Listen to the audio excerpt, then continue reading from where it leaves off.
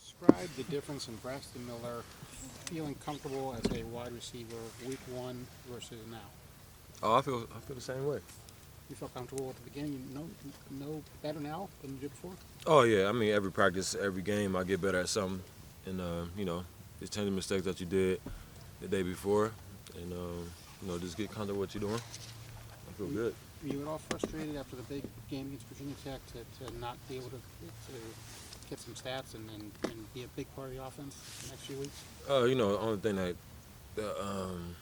in that situation, the only thing I can do is just control what I can control, and just get better at my craft and get my teammates better. How far along are you in your transition to wide receiver? I'm ahead of schedule. Yeah? Yeah, I feel good, comfortable, and out there making plays and blocking. I just feel good. Do you think of yourself now as Braxton Miller quarterback or Braxton Miller receiver? In your heart, what are you? H-back, receiver. Okay. Yeah, for sure. How hard is that transition? Quarterbacks have a hard time letting go of being a quarterback. Nah, I don't think so. You don't think so? I don't think so. Not on my my situation. How's your shoulder? My shoulder's good. Do you think you could, can you still throw the ball down the field? Where are you at throwing the ball? You throwing the ball recently much? Nah. All wide receiver? Yeah. I can't throw still, but leave that alone right now. When you take for a the couple direct, weeks, Urban kept coming in saying, I want him to be double-digit touches. I want Braxton involved in the offense. It just wasn't happening. If he's telling us that, what are your conversations with him? Are you telling him how much you want the ball, need the ball? What are those conversations like with Urban? Yeah. What do you say? There's got to be a right way to do it where you're not. Yeah, I don't know. Maybe you do want the Keyshawn. Give me the damn ball. I've seen that. But nah, we talk about it all the time. The situations in the game. I look forward to, and sometimes things get unraveled and doesn't happen. But just you gotta play for the next play and go from there and see what happens. And I always want the ball, but expect the best and just do your job. Has that been a part of the adjustment period as well? I mean, it used to be snapped to you every single time. Yeah, it was kind of hard at first, and once you get used to it, you go with the flow of the game. But it was kind of hard adjustment at first. You've made a lot of big plays at Ohio Stadium in your career, and you finally got back in the end zone at Ohio Stadium and made the two great plays in a row. Just what did that whole sequence feel like? And the whole stadium's going crazy for you. Just that had to feel like, man, I truly am back where I belong. Oh man, about time. It just felt good. Just being involved in the offense and making plays for the guys and being electrified for the fans and just getting back to my old self. What has been the hardest thing to learn in that transition? Hardest thing? Hardest thing. Just preparing your body for practice, games. That's probably one of the hardest adjustments. Yeah, the running. You gotta take care of your body. Like it's a NASCAR, just you gotta take care of everything on your body when you play receiver. Braxton, you had one of the most memorable moments of your career against Penn State a few years ago. People called it the best one-yard touchdown run of all time. Could you maybe reflect back on that moment, what you were thinking, kind of little? That was a crazy atmosphere at the time. I was trying to get in the end zone. I seen Carlos got blew up, so I was trying to pick up the slack because the ball supposed to go to him. I wasn't supposed to pull it. So I was trying to get in the end zone. It's crazy. How's the blocking part gone for you? You probably didn't have to do much of that in high school or your first couple of years here. Blocking's fine. Just gotta figure out who you keep blocking, and once you put your hands on them, I got a greater advantage than DBs. So once that, you key to block and just run your feet and run a number, you fine. Is there a technique that you had to learn that you maybe hadn't ever done before? Yeah. Coach Smith and Coach Meyer got me prepared for that in camp. And the technique was just just break down 4 yards in front, shoot your hands, and make sure you just run the number at the guy trying to get in front of you. hey Braxton, you're getting the ball via direct snap, you're getting it passes in the flats, you're getting pitched, you're getting, I guess, more traditional routes on the passing tree. Is there a favorite or more comfortable way for you to receive the ball? No. As long as, get the ball in my hands, I'm fine with it. It don't matter. When you're in a direct snap, do you have the opportunity to audible? Actually, I did Saturday, but it wasn't no pass. Was there a setback with the shoulder? Because you were at least very close to being able to throw. No, I can throw, but I just I don't think it's important right now for me to be throwing. And my main focus is, just playing receiver and just focus on what I got to focus on for my position right now. Talk about blocking the call that went against you at Indiana. Did you feel like that was close? I asked the ref. Or I didn't know that was illegal, so I just asked the ref after having. He like, hey, it was you that did that? I'm like, yeah. I'm like, wow. And he like, oh, okay, yeah, my fault. What'd you say again? I was like, is that legal? Then he explained to me what happened. And when somebody running in towards the ball, you can't cut them. Mm-hmm. How much easier is the transition for you from QB to receiver, knowing at the next level, that's probably what they'll be looking at you? I'm sorry, what'd you say? The transition, moving from QB to receiver, is that easier knowing that at the next level, that's what you're going to be doing? Oh, yeah. Yeah, that's my main focus, just making every correction of every practice, every game, and control what I control in my position. So Braxton, what do you enjoy about playing wide receiver? I enjoy. Once you 1-on-1 in the outfield, nobody else is around, so 10 out of 10, I'm gonna make the guy miss. So, it's just fun, just making guys miss and catching the ball and making big plays.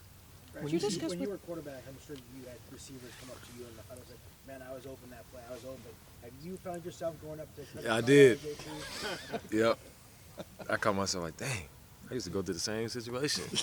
And I see why, but I figure, playing quarterback, you ain't got sometimes only 2 seconds, 0.5, to get the ball out. And I figured, once he, be comfortable enough to make, the situation better, it's whatever. How does it help? How does it help you as a receiver having been a quarterback? Reading coverages. I've seen the blitzes before it even happened. There's a lot of things that ties into it too. When I'm running the ball in the backfield, black side, white side, the technique, the nose guard and everything like that. It's easy. What was your take on the new formula with the quarterbacks and JT getting the snaps in the red zone and Cardale before the 20s? It obviously seemed to work out for you guys Saturday, but you feel this is a good thing for the offense? What was your take on how it worked here in week 1? Oh, I'll leave that up to Coach Meyer. Whatever he got going on, leave it up to them. I just trying to make the situation better for the receivers and just be a leader in my position. Well, I just mean for the offense as a whole. It obviously clicked, and for those two guys, they both, they were co-players of the week, Coach Meyer said this week for the team. Yeah, I don't know. They don't have to figure it out. What about the uni? You like it? The black? I ain't see it yet, but I'm sure it'll be sweet though. You haven't seen it? Come on. Have you? Really? Seen pictures? Yeah, usually they fakes though. Yeah, I don't know. I gotta figure out how they look. So I'm excited though. You led this team to a lot of night wins over at the stadium, Nebraska, all these other games that you won there. Just what do you think this atmosphere is going to be like? Penn State's 5-1, coming in here trying to knock you guys off, and it's an important game. I mean, there's just no other way about it. Yeah, it's gonna be fun. I know that. The last couple of night games I played in, it was just exciting. Atmosphere was crazy, and guys always love playing underneath the lights. Coming from high school, that's how I used to play, Friday Night Lights, and it's gonna be fun, exciting. I know y'all guys gonna be ready to watch too. So. Hey, Braxton, speaking of high school, what do you remember? I know you were Ohio State from the beginning, but when Urban tried to recruit you at Florida, what do you remember about that? It was kind of too late for him at the time. I think I was a senior, and it came at the end of my recruiting process, and Kane looked at me, checked me out, and stuff like that. But I figure I already knew where I was going. How did he come about it though? Did he say anything, or what was it that he tried to? How did he try to get you to consider You know, this doing his main, you know, this his loop around the country, his main loop around the country, and he found out about me and came and stopped in and talked and started recruiting. But you know, from there, I already knew I was going. You were supposed to play a year with Terrell Pryor, and obviously he didn't end up being there in 2011. Just did that work into your thinking that, hey, I can learn from a year from a guy who's played 3 years and then take it over? But Yeah. obviously you were shoved right in there pretty quick as a freshman. Yeah, I thought I was gonna learn from him. You know, and that situation came upon. I was surprised myself. You know, Coach Tress and Terrell and all them guys got suspended and stuff, but you know, I stepped in and did my job, what I'm supposed to do, and I know I learned from my mistakes as a freshman. It's kind of early for me to be playing, but it was cool. It was fun. Braxton, when you step in there at the Wildcat, are you considering yourself a quarterback or are you considering yourself a running back? What's going through your mind? My Good mom old times, asked me like that. good old times? What are the thoughts? I don't know. My mom asked me the same question Saturday. Yeah. What'd you tell her? I was looking at her, I don't know. Yeah. I just, you know, the athlete back there, and But you have some options, right? I mean, when you're sitting there, it looked like the other day you had a few options to do different things. I mean, do you feel like a quarterback, I guess, when you're back there? yeah, once it's a pass play, Yeah. it's just running plays right now. Yeah. But right now, just Just for now. yeah, You've thrown one shovel pass.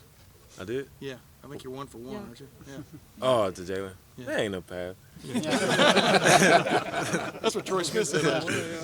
No, that ain't no pass. Got time for one more. Oh, that's gonna be something like that. Hey, just to keep building off the high school career here, black uniforms, would you care about those at all when you were a recruit? Is that something that would have piqued your interest or anything like that? Oh yeah, for sure. You know, all white uniforms, black uniforms. Switch it up from time to time. You want to go out there and look good and play good. You want to look good when you see them pictures on that, on Twitter or whatever, Instagram. But other than that, it looks sweet. Braxton, Thanks, you asked you earlier about the play against Penn State a few years ago. Yeah. I think earlier this year, after the Virginia Tech game, you mentioned you think that might be your favorite play at Ohio State, even more so than. Yeah, I think so. What about that? What about that play, as you think back in your mind, makes it that standout moment for you? You know, in practice, we did the same scenario throughout the whole week of practice, and it wasn't designed for. I didn't have an option to pull it, and it wasn't designed for me to run it at all. It's just designed play for Carlos to run it up the middle. I just turn my head, get the ball, hand it to Carlos, but you know my instincts kicked in, and I seen some guy blitz off the end, and he decapitated Carlos at the time. I was like, oh my God, what's gonna happen next? So I still had the ball in my hand, so I'm like, well, some big athlete, take the ball from him and just score off a 1 yard line. And is there stuff about it beyond that? The fact that it was Penn State, Yeah. whiteout at night, Yeah. did all that kind of factor into that being a big moment for you? Yeah, it was crazy too. It was the loudest crowd I've ever been a part of. You know, at a away game, it was crazy, and the atmosphere was crazy, and they thought Carlos had a ball, and the crowd got super excited. I felt it, you know, the vibration in my adrenaline, and once they know, they see me dive over somebody in the end zone, they just got quiet. I was gonna say you That made a was, guy. that was crazy right Is that a there. good You feeling, made a like guy feeling the miss you crowd in like that? midair. Have you ever? Yeah, Is that what also makes it special? yeah, that too, yeah, for sure. All right. Thanks everybody.